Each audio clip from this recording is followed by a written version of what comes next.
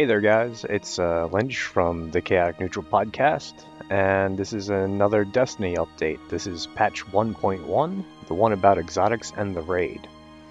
Okay, so this is the long-awaited patch for the exotic weapon buffs that we've been looking forward to for a good couple of months now, ever since they put the first blog post up about it, about how the exotics feel underpowered generally compared to the legendaries, especially the bounty ones. Those were severely underpowered compared to world drop exotics, and they finally are putting in the buff for them. Alright, so I'm just going to do a rundown as usual. In preparation for the Dark Below, exotic armor and weapons no longer require Ascendant Materials to upgrade. Really? That's cool, but whatever. It does help out with people who are more casual. I can see that. The final upgrade node of all exotic gear will require an exotic shard. Exotic shards can be attained by one of the following means: dismantling unwanted exotics, purchased from Xur for 7 strange coins. Exotics now start at a higher base attack value and have a narrowed upgrade range to compensate. Okay, so that's the general rundown of the overview of the exotic buffs. So now I'm going to go run down the weapons, it looks like. Yeah, it seems like it's all weapons that are getting buffed now.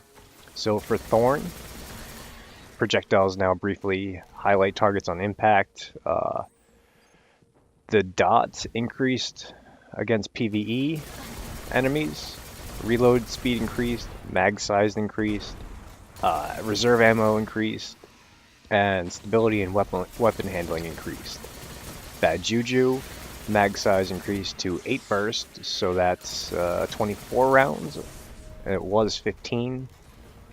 Ammo inventory size increased, so that's the reserves, which is good, because that was one of the downfalls of Bad Juju, is just it had such a small mag and such a small reserve ammo that you couldn't really, it wasn't really viable in PvE settings.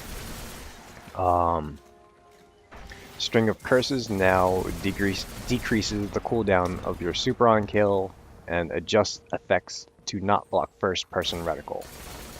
Okay, so that's good. I didn't really see a problem with the green smoke coming off the front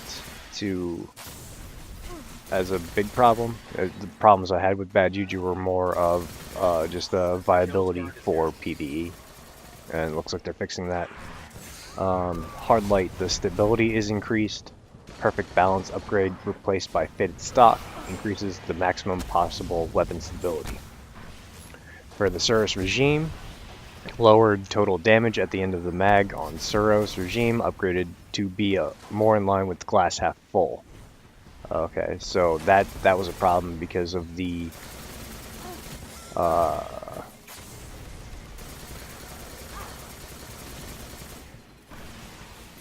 well, I don't think that's a buff then.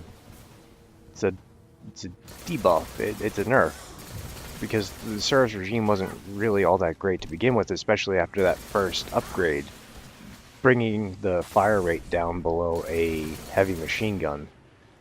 So I don't know what they're thinking with that, but whatever. Suros Regime still not a great gun. It looks like. I'd have to try it out after the patch.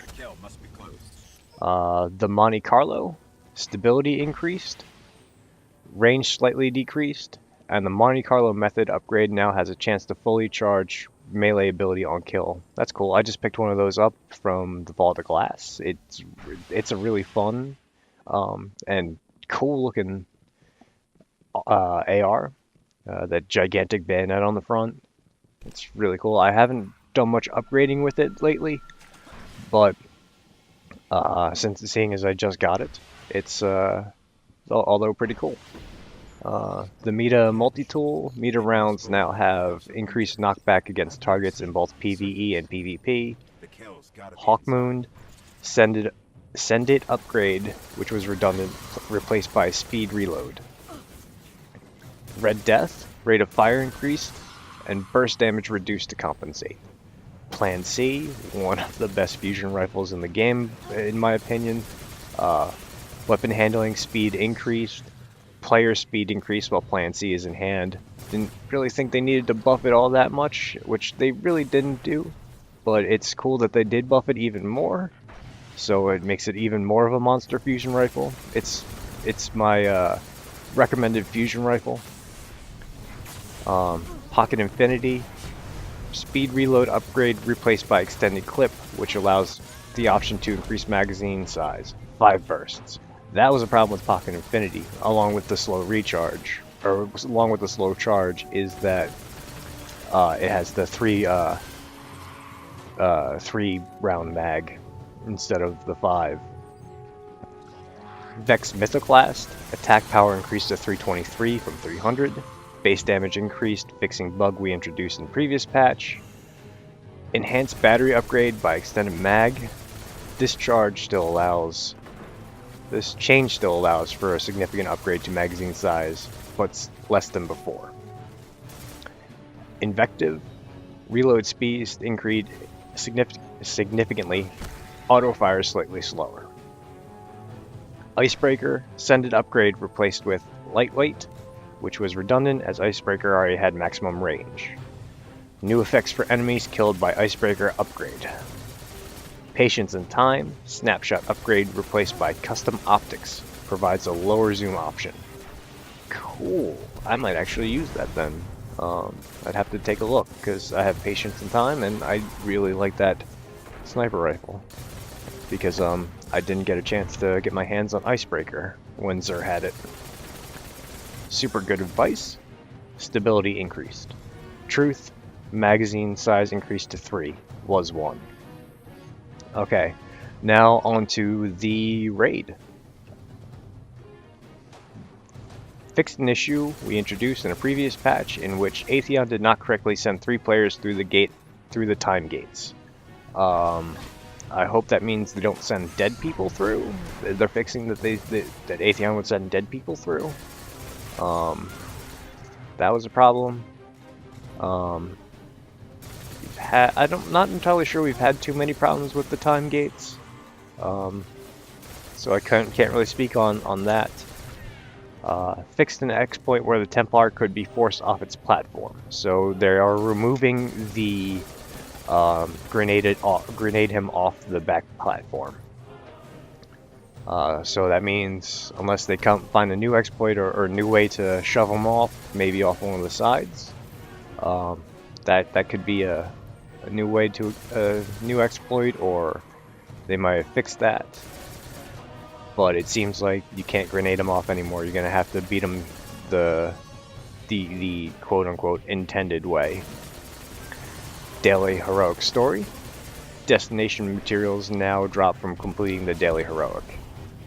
Okay, not entirely sure what that means, but cool. Bounties. Remove the Relic Hunter bounty. I don't know which one that was. I can look it up and maybe take a look-see, but I don't know. Destination materials now drop from completing the daily patrol bounty.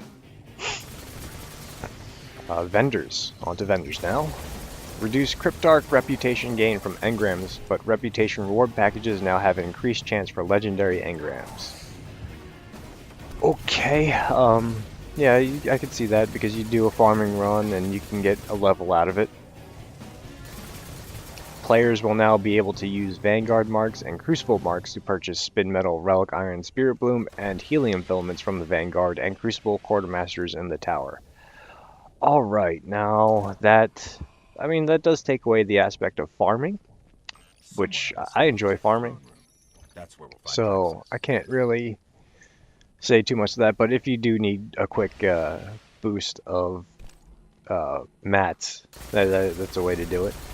Xerath now sells a new material, exotic shards, to upgrade the final node for exotics for 7 strange coins. That means you're going to have to do a lot more of the weekly. You're going to have to farm a lot more strange coins now, it seems, to get what you need. So, and then faction class items, Future War Cloak, Dead Orbit Mark, yada yada yada, are now replaced by faction emblems in the rank up reward packages from faction vendors. Cool. All right. Now a couple technical fixes too to round out the update. The networking fixes, which should reduce the instance of the B family of KTOs. Yeah, I've been experiencing a lot of B kicks. Been kicked to title screen a couple times actually, which is weird. Not a network connection on my end, so it must be on their end. But it's good to see that they're fixing a little bit of the kick bugs, because that's been a problem forever. Fixed an issue in which using Xbox One party chat included a slower frame rate. Ooh. Ooh. Yay. Fix that. Yay. Alright, so and that's it for the patch 1.1 in Destiny.